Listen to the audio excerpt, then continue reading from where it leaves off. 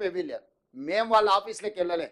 ఎక్కడైతే తెలంగాణ రాష్ట్ర ప్రభుత్వం యొక్క అధికారిక కార్యక్రమాలు నిర్వహించే స్థలం ఉన్నదో వాళ్ళు అక్కడికి వచ్చి అపాయింట్మెంట్ తీసుకొని తెలంగాణ రాష్ట్ర ప్రభుత్వంతో ఒప్పందం చేసుకున్నారు. ఇవాళ ఆ ఒప్పందాలను కూడా ఇప్పుడు ఆయన అన్నాడు కదా, ఈ లిస్టు మీకు అఫీషియల్గా మా ప్రతినిధులకు చెప్తాను. ఈ టోటల్ అఫీషియల్ డాక్యుమెంట్ మీకు రిలీజ్ చేస్తాం. ఏ సంస్థ నుంచి ఎన్ని వేల కోట్ల రూపాయలు ఒప్పందం చేసుకున్నాము. ఈ ఒప్పందాలను మా నుంచి సేకరించడం కాకుండా ఆ సంస్థల నుంచి మీరు క్రాస్ చెక్ చేసుకోండి. నిజంగానే ఈ సంస్థలు మీరు తెలంగాణ రాష్ట్ర ప్రభుత్వంతో ఒప్పందాలు చేసుకున్నారా, భవిష్యత్తులో మీరు తెలంగాణ రాష్ట్రంలో పెట్టుబడులు పెట్టదలుచుకున్నారా అని మీరు కనుక్కోండి. 60,000 కోట్ల రూపాయల ఒప్పందం చేసింది అమెజాన్, 45,000 కోట్ల రూపాయల ఒప్పందం చేసింది సన్ పెట్రోకెమికల్స్. అంటే 1,05,000 కోట్ల పెట్టుబడులు ఈ రెండు సంస్థల గురించి నేను వివరాలు చెప్తున్నా. మిగతా ఇన్ డీటెయిల్ ఇక్కడ ఉన్నది. ఈ సంస్థలన్నిటిని కూడా మీరు పోయి వెరిఫై చేయండి. నిజ నిర్ధారణ కమిటీ వేసుకొని ఇప్పుడు ఈ లిస్ట్ అంతా దాదాపుగా ఎంతమంది సంస్థలతోని, దాదాపుగా 25 సంస్థలతో చేసుకున్న ఒప్పందాలను, 25 ఒక 3 28 సంస్థలతో దాదాపుగా చేసుకున్న ఒప్పందాలు అన్నిటిని కూడా ఆ సంస్థల వివరాలు, ఎన్ని వేల కోట్ల రూపాయల ఒప్పందాలు వాళ్ళతో చేసుకున్నాం మీకు పూర్తి వివరాలు అందిస్తాము. మీరు పోయి ఆ సంస్థలతో క్రాస్ చెక్ చేసుకోండి. మీడియా మిత్రులు ఒక నిజ నిర్ధారణ కమిటీ వేసుకోండి. తెలంగాణ రాష్ట్ర ప్రభుత్వం చెప్తున్నది వాస్తవమా కాదా, లేకపోతే ఈ అటెన్షన్ సీకింగ్ డిజార్డర్ జబ్బుతో బాధపడుతున్నాయని చెప్తున్నది నిజమా, ఈ రెండింటిని నిర్ధారించి మీరు చెప్పండి. అసలు పెట్టుబడులు వస్తున్నాయంటే మీకు ఒకవేళ సంతోషం వ్యక్తం చేయడానికి ఇష్టం లేనప్పుడు మౌనంగా ఉండండి. ఈ అక్కస ఎందుకు, అసూయ ఎందుకు, కడుపులో మంట ఎందుకు? కాబట్టి మీరు కూడా ఏమంటున్నారంటే ఇట్లా మాట్లాడే వాళ్ళను కొంత నియంత్రించండి. ఎక్కడైనా మీకు తెలిసిన డాక్టర్లు ఉంటే చూపించండి, వాళ్ళకు వైద్యం చేయించండి. ఏమైనా ఎక్కువ తక్కువ అయితే సీఎం రిలీఫ్ ఫండ్ అని ఇద్దాము. తిక్కలోడు ఇదే కదా ఈరోజు ప్రెస్ మీట్ పెట్టిందే పత్రం, ఒప్పందాలు చేసుకునే శ్వేతపత్రాలు. ఇక మళ్ళీ కొత్తగా శ్వేతపత్రం ఏంది? ఆ శ్వేతపత్రం అనే పదం తెలుసా ఆయనకు? శ్వేతపత్రం అడిగేటానికి శ్వేతపత్రం అంటే ఏంది? White paper. వైట్ పేపర్ అంటే ఏంది? డీటెయిల్స్ ఇవ్వడం.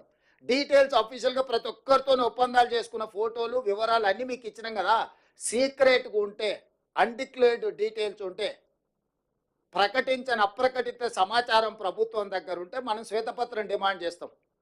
ప్రభుత్వం పలానా సంస్థకు మాత్రమే వివరాలు తెలుసు, ప్రజలందరికీ తెలవాలి కాబట్టి వాటన్నిటిని కూడా మీరు విడుదల చేయండి అని అడిగేది శ్వేతపత్రం.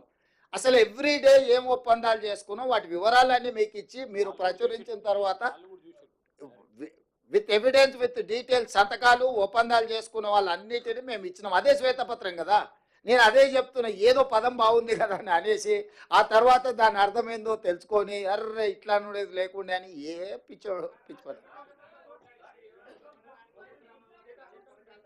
నేను రాహుల్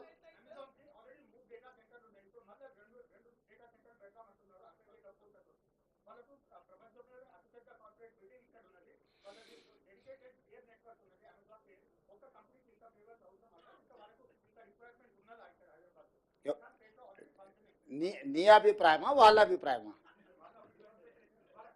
రాహుల్ వద్దంటావా పెట్టుబడి? ఇప్పుడు ఒక న్యూస్ ఛానల్ ఉందనుకో, రెండో న్యూస్ ఛానల్ వద్దని నిషేధిస్తావా?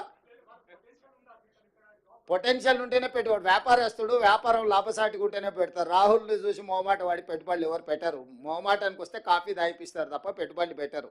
ఈరోజు మన ప్రభుత్వం యొక్క విధానాలు, ఈరోజు ఎనర్జీలో మనం తీసుకొచ్చిన ఓపెన్ యాక్సెస్ విధానం, ఈరోజు డేటా సెంటర్స్ని ఎక్కువ ఆకర్షించడం, దాదాపుగా డేటా సెంటర్స్కి రిలేటెడ్లో 1,00,000 కోట్ల రూపాయల పెట్టుబడులు ఎందుకు వచ్చినాయంటే గత ప్రభుత్వం యొక్క విద్యుత్ విధి విధానాలు, మా ప్రభుత్వం వచ్చిన తర్వాత తీసుకొచ్చిన ఎనర్జీ పాలసీతోని ఈరోజు మనం పెట్టుబడులను ఆకర్షించినాము. ఎప్పుడు కూడా పెట్టుబడులు ఆయా రాష్ట్ర ప్రభుత్వాల యొక్క విధి విధానాలను బట్టి పెట్టుబడులు వస్తాయి. ఈరోజు మనం తీసుకొచ్చిన ఎనర్జీ పాలసీ వల్ల మనం మ్యాక్సిమం ఇన్వెస్ట్మెంట్స్ని అట్రాక్ట్ చేయగలిగినాం. అంటే మన ప్రభుత్వము వాళ్ళ పెట్టుబడులకు అవసరమైన అనుమతుల విషయంలో తీసుకొచ్చిన సరళీకృత విధానాల వల్ల వాళ్ళు ఈరోజు మన పెట్టుబడులు ఇచ్చిండ్రు. అమెజాన్ గొప్పదని నువ్వే అంటావు, ఇక్కడ ఉందని నువ్వే అంటావు. 60,000 పెట్టుబడులు పెడతా అంటే మాత్రం నువ్వు బాధపడతావు ఎందుకు? నువ్వంటే అదే నీ వెనకాలు ఉన్నాయి ఆయన గురించి, నువ్వంటే నువ్వు కాదు.